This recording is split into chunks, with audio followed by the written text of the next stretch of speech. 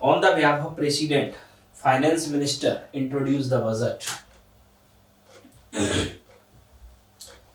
तो नेक्स्ट अब हमारी जो हेडिंग है वो है आपके टाइप ऑफ बजट, यानी कि बजट के प्रकार। बजट के प्रकारों की अगर हम आपकी बात करें तो आपकी हर देश में डिफरेंट डिफरेंट टाइप के बजट आपके सिस्टम होते हैं।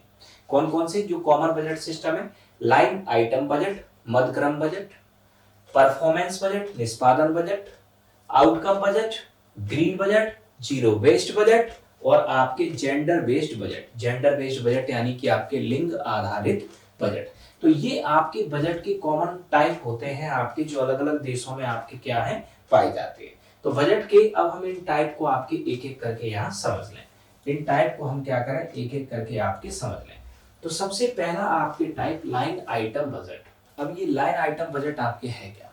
जनरली ये लाइन आइटम बजट आपके गवर्नमेंट लेके आती है रूटीन एक्सपेंसेस को पूरा करने के लिए। जो गवर्नमेंट के रूटीन एक्सपेंसेस होते हैं उनको पूरा करने के लिए लेके आती है line item budget. Line item budget में आपके किया क्या जाता है कि सबसे पहले आपके कोई भी अगर हम काम कर रहे हैं तो उसमें कई सारी चीजें यूज होंगी। ठीक है, जैसे कि आप मान लिया पढ़ाई कर रहे हो। अब आप पढ़ाई आपके अगर कर रहे हो, ठीक है, तो मान लिया आप दिल्ली आके रहते हो। दिल्ली आके रहते हो तो आप अगर किसी भी एग्जाम की तैयारी करने आ रहे हो तो उस एग्जाम की तैयारी करने में कई चीजों का सामना आपको करना पड़ेगा। जैसे कि आप दिल्ली आते हो तो हो सकता है आपको रेंट का रूम लेना पड़े, फिर टिफिन लगाना पड़े, फिर ट्रांसपोर्ट की भी कॉस्ट होगी, किताबों की भी कॉस्ट होगी, मोबाइल की भी कॉस्ट होगी, मेडिसिन की भी कॉस्ट होगी। ये जनरल आपके कुछ प्रायोरिटीज आपके होती है। ठीक है, तो लाइन आइटम बजट में आपके किया क्या जाता है? लाइन आइटम बजट में आपके किया ये जाता है कि किसी भी कार्य को करने के लिए जो प्रायोरिटीज होती हैं उनको डिसाइड कर लिया जाता है। जैसे कि आप कोचिंग करने के लिए दिल्ली आओगे तो सबसे पहली प्रायोरिटी क्या है? पहले कुछ रहने का इंतजाम देखोगे तो उसके लिए रेंट, दूसरा आपके खाने का इंतजाम देखोगे, फिर कोचिंग तक जाने के लिए ट्रांसपोर्ट, उसके बाद बुक्स, उसके बाद कहीं घर वालों से बात करने के लिए मोबाइल, और ये आपके फिर रह गए मेडिसिन। तबीयत भी खराब होती है लोगों की। तो यहाँ क्या होगा कि आपकी लाइन आइटम बजट में पहले प्रायोरिटी डिसाइड होगी और हर प्रायोरिटी पे कितना खर्च करना है ये डिसाइड आपके होगी। हर प्रायोरिटी पे कुछ तो खर्च करना होगा, इसको भी हम क्या कर लेंगे, यहाँ डिसाइड कर लेंगे। तो ये कहानी आपके यहाँ तक की हुई। अब इसके आगे समझना। तो हमने क्या किया कि यहाँ प्रायोरिटीज को डिसाइड किया और यहाँ हर प्रायोरिटी के लिए किए जाने वाले एक्सपेंस को डिसाइड कर दिया। अब यहाँ अगर रेंट के लिए 5,000 रुपए आपके दिए गए तो आप इससे ज्यादा रेंट का कमरा नहीं देख सकते। खाने के लिए 3,000 दिए गए तो इससे ज्यादा का खाना नहीं खा सकते। तो इसका मतलब ये है कि ये जो बजट है ये इकोनॉमिक बजट है। इकोनॉमिक मतलब आपको सीमित पैसे में काम करने के लिए मोटिवेट करेगा, ये उससे ज्यादा आप एक्सपेंस नहीं कर सकते। अब इसकी जो सबसे बड़ी कमी है वो आपके ये है कि ये प्रायोरिटीज पे आप पैसा खर्च कर रहे हो, लेकिन इस प्रायोरिटीज पे पैसा खर्च करने का मतलब ये नहीं है कि आप किसी एग्जाम की तैयारी के लिए आए हैं तो वो एग्जाम निकल ही जाए। ये बजट एक्सपेंस कंट्रोल पर तो फोकस करता है लेकिन ऑब्जेक्टिव प्राप्ति पर फोकस नहीं करता। ये जो आपके बजट है ये एक्सपेंस कंट्रोल पे तो आपके फोकस करता है लेकिन उद्देश्य प्राप्ति पर आपके फोकस नहीं करता। उद्देश्य प्राप्ति पर आपके फोकस नहीं करता। ठीक है, तो हम यहां आपके देखते क्या है कि ये जो आपके बजट है, ठीक, ये क्या करता है, एक्सपेंस को तो कंट्रोल कर देता है लेकिन ऑब्जेक्टिव पूरा होगा कि नहीं होगा इस बात से कोई लेना देना नहीं है। अब वहीं आपके दूसरी तरफ समझना कि इस बजट की जो दूसरी सबसे बड़ी कमी है इसमें रीअप्रोप्रिएशन नहीं कर सकते। रीअप्रोप्रिएशन का मतलब कैसे? जैसे कि 500 रुपए मेडिसिन के लिए, अब जरूरी थोड़ी है कि हर पर्सन 500 रुपए में आपके बीमार हो ही। अब ऐसा तो नहीं कि हर महीने आप दवाई खरीद के रखते जाओगे। अगर ये मेडिसिन पे 500 रुपए खर्च नहीं हुए तो ये 500 रुपए लैप्स हो जाएंगे और अगली बार से सैंक्शन होंगे 9,500 रुपए। 10,000 सैंक्शन नहीं होंगे, कितने होंगे? 9,500। ऐसा नहीं है कि इस 500 रुपए को आप फूड में खर्च कर दो या इस 500 रुपए को आप रेंट में खर्च कर दो या इस 500 रुपए को बुक्स पे खर्च कर दो। मतलब इस 500 रुपए को आप किसी दूसरे आइटम पर एक्सपेंस नहीं कर सकते। अगर आप बीमार हो तो मेडिसिन ले लो और बीमार नहीं हो तब भी मेडिसिन लो, कुछ और इस पैसे का आप नहीं ले सकते। यानी कि रीअप्रोप्रिएशन आप यहाँ नहीं कर सकते। रीअप्रोप्रिएशन आप यहाँ नहीं कर सकते। ये है आपके इसका सबसे बड़ा लिमिटेशन। अब आते हैं इसके बाद आगे। अब इसके बाद नेक्स्ट आगे आते हैं। तो परफॉर्मेंस बजट या निष्पादन बजट की अगर हम आपके बात करें तो परफॉर्मेंस बजट या निष्पादन बजट, ये जो आपकी बजट है, इस बजट को 1949 में यूएसए के अंदर डेवलप किया था आपके किसने, हूवर कमीशन। किसने आपके डेवलप किया था, हूवर कमीशन। तो हूवर कमीशन के द्वारा 1949 में इस बजट को आपको यूएसए में आपके डेवलप किया गया। ठीक, इस बजट की खास बात आपकी ये है कि इसमें बजट अमाउंट के साथ आपके टारगेट को फिक्स कर दिया जाता है। इसमें आपके बजट अमाउंट के साथ टारगेट को फिक्स कर दिया जाता है। ठीक है, इसका आपके अगर हम बेनिफिट देखें तो इसमें आपके जो बजट का उद्देश्य है वो टारगेट को अचीव करना होता है। बजट का उद्देश्य क्या होता है, टारगेट को अचीव करना होता है। कैसे, जैसे कि यहाँ आपके बजट फिक्स किया गया कि 100 किलोमीटर रोड बनानी है 12 महीने में और इसके लिए 100 करोड़ रुपए आपके लगेंगे। 100 किलोमीटर रोड कितने महीने में, 12 महीने में, और कितना पैसा लगेगा, 100 करोड़ रुपए आपके इसमें लगेगा। तो अब यहाँ आप आगे समझना, तो यहाँ आपके 100 किलोमीटर की रोड 12 महीने में आपके बनानी है और 100 करोड़ रुपए हमें इस पे क्या करना है, लगाना है। ठीक है, तो यहाँ आपकी ये है कि ये 100 करोड़ रुपए का टारगेट क्या कर दिया, 100 किलोमीटर की रोड, और टाइम फिक्स कर दिया 12 महीने। तो यहाँ बजट का उद्देश्य क्या हो गया, अब हमें टारगेट को अचीव करना है, ये हो गया बजट का उद्देश्य। दूसरा याद रखना, इसमें आपकी लिमिटेशन क्या है, लिमिटेशन ये है कि टारगेट को अचीव करने की जल्दबाजी ये कहीं क्वालिटी को प्रभावित ना कर दे। ठीक है, टारगेट को अचीव करने की जल्दबाजी क्वालिटी को आपकी प्रभावित कर सकती है। तो टारगेट को अचीव करने की जल्दबाजी क्वालिटी को आपके प्रभावित कर सकती है। तो ये आपने क्या देखा, परफॉर्मेंस बजट यानी कि आपके निष्पादन बजट, परफॉर्मेंस बजट यानी कि आपके निष्पादन बजट। अब इसके बाद में नेक्स्ट आगे समझना, तो परफॉर्मेंस बजट 1949 में यूएसए में हूवर कमीशन के द्वारा आपके डेवलप किया गया। इसमें बजट अमाउंट के साथ टारगेट फिक्स कर दिया जाता है। बेनिफिट, बजट का उद्देश्य टारगेट को अचीव करना होता है।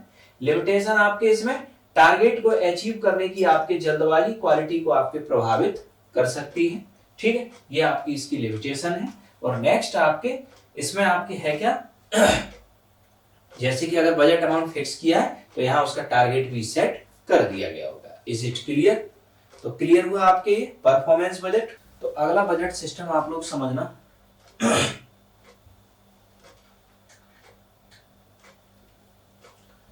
Outcome budget. कौन सा बजट? Outcome budget.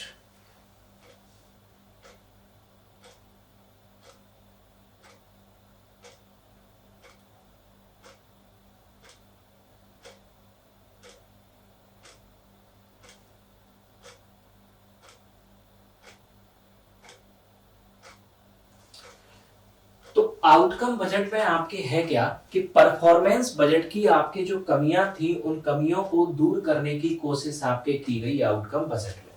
तो परफॉर्मेंस बजट की आपकी जो कमियां थी उन कमियों को दूर करने की कोशिश किसमें की गई, आउटकम बजट में। तो क्या कमियां थी आपकी परफॉर्मेंस बजट की, तो परफॉर्मेंस बजट की कमियों की अगर हम आपकी बात करें, ठीक है, तो परफॉर्मेंस बजट में आपकी कमी क्या थी, क्या आपको बताया कि परफॉर्मेंस बजट में आपके प्रॉब्लम क्या थी कि टारगेट पे जरूरत से ज्यादा जोर देने से कई बार टारगेट की क्वालिटी आपके प्रभावित हो सकती थी। ठीक है, अब यहाँ क्या किया गया, आउटकम बजट में इस कमी को दूर किया गया। यहाँ बजट अमाउंट और टारगेट दोनों को क्वार्टरली बेसिस पर तोड़ दिया गया। बजट अमाउंट और टारगेट दोनों को क्वार्टरली बेसिस पर तोड़ दिया गया।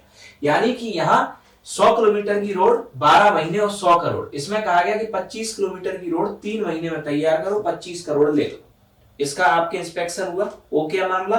फिर अगले 3 महीने में 25 किलोमीटर रोड तैयार करो, फिर 25 करोड़ ले लो, फिर 25 किलोमीटर, फिर 25 किलोमीटर। इससे आपके फायदा क्या हुआ कि जो टारगेट है वो दिए गए समय में क्वालिटेटिव तरीके से पूरा हो जाएगा। ये प्लस पॉइंट है इसका। अब माइनस पॉइंट इसमें आपके ये है कि हर 3 महीने में अकाउंटिंग, ऑडिटिंग एंड इंस्पेक्शन, इसका जो बोझ है वो आपके क्या हो जाएगा, बढ़ जाएगा।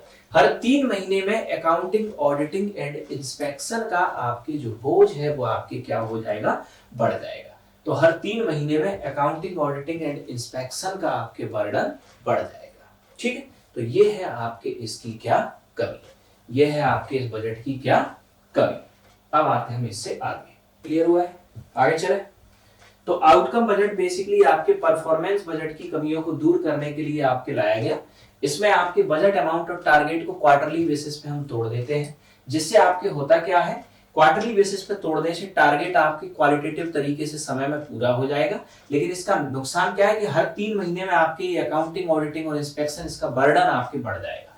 ठीक है, तो ये है आपके क्या, आउटकम बजट। अब आउटकम बजट के बाद आपकी जो अगला बजट है वो समझना zero based budget. Zero based budget, शून्य आधारित बजट।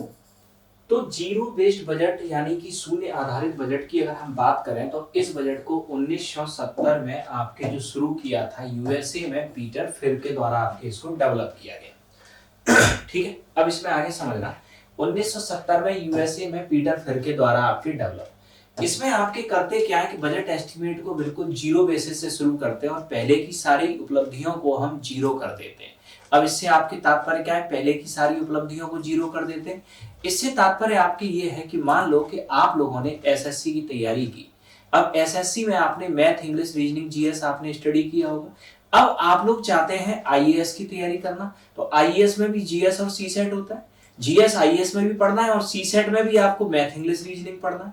तो अब यहाँ जीरो बेस्ड बजट ये कहता है कि जब आप एसएससी से आईएएस की तैयारी शुरू करें तो पहले जो आपने तैयारी की है उसे भूल जाएं। आप दोबारा से आईएएस के लिए सीसेट में मैथ, इंग्लिश, रीजनिंग पढ़ें और दोबारा से आईएएस के लिए जीएस पढ़ें। अब आप यहाँ ये सोचना कि आईएएस में जीएस का लेवल तो एसएससी से अच्छा है, लेकिन मैथ, इंग्लिश, रीजनिंग का लेवल आपके आईएएस से भी आपके बेहतर होता है एसएससी का। इसका मतलब जब आप आईएएस की तैयारी करेंगे तो आपको मैथ, इंग्लिश, रीजनिंग पढ़ने की जरूरत नहीं है। लेकिन ये बजट सिस्टम कहता है कि पहले जो पढ़ा है भूल जाओ, अब नए तरीके से पढ़ो, उसी को दोबारा पढ़ो, क्योंकि आपका एग्जाम बदल गया है। तो यहां आपके बजट एस्टिमेट को जीरो से शुरू करते हैं। इसका प्लस पॉइंट ये है कि अगर पहले से मैथ्स में कुछ कमजोरी है, इंग्लिश में कुछ कमजोरी है या रीजनिंग में कुछ कमजोरी है तो उस कमी को सुधार का मौका मिलेगा। लेकिन अगर पहले से ही मैथ्स, इंग्लिश आपका इंप्रूव है तो ये आपके पहले के अचीवमेंट को जीरो मानने से आपका टाइम एंड मनी इन दोनों की बर्बादी होगी। ये होता है आपके जीरो बेस्ड बजट में। जीरो बेस्ड बजट में क्या होता है, सारे अचीवमेंट को पहले के को जीरो मान दिया जाता है और द्वारा आपके जीरो बेसिस से आपके स्टार्ट किया जाता है। ठीक है, तो क्लियर हुआ आप लोगों को ये? ठीक, is it clear zero based budget? तो ये है आपके जीरो बेस्ड बजट। कौन सा budget? Zero based budget. Clear हुआ? अब नेक्स्ट, बजट बनाने से लाभ आपको ये होता है कि अगर इनकम और एक्सपेंस दोनों आपके पास लिखे हुए हैं तो आप एक्सपेंस को या तो कंट्रोल कर सकते हो या इनकम को बढ़ाने के नए तरीके ढूंढ सकते हो। जब आपके पास बजट ही नहीं होगा तो आप संतुलन नहीं बिठा पाओगे इनकम एंड एक्सपेंस में, इसलिए दोनों को बनाना बहुत जरूरी है। नेक्स्ट याद रखना, ग्रीन बजट और gender based budget. Green budget आपके किसी भी देश में एनवायरमेंट प्रोटेक्शन, पर्यावरण संरक्षण पे जो भी पैसा खर्च किया जाता है वो ग्रीन बजट का पार्ट होता है। और जेंडर बेस्ड बजट क्या होता है, जो वुमेन एम्पावरमेंट और वुमेन वेलफेयर के ऊपर जो पैसा देश में खर्च होता है वो आपके किसका पार्ट होता है? जेंडर बेस्ड बजट का पार्ट होता है। तो women empowerment and women welfare के ऊपर जो पैसा आपके खर्च होता है वो आपके किसका पार्ट होता है? आपके जेंडर बेस्ड बजट का पार्ट। किसका पार्ट होता है? जेंडर बेस्ड बजट का पार्ट। तो ये हम लोगों ने आपके देखा यहां तक आपके टाइप ऑफ बजट।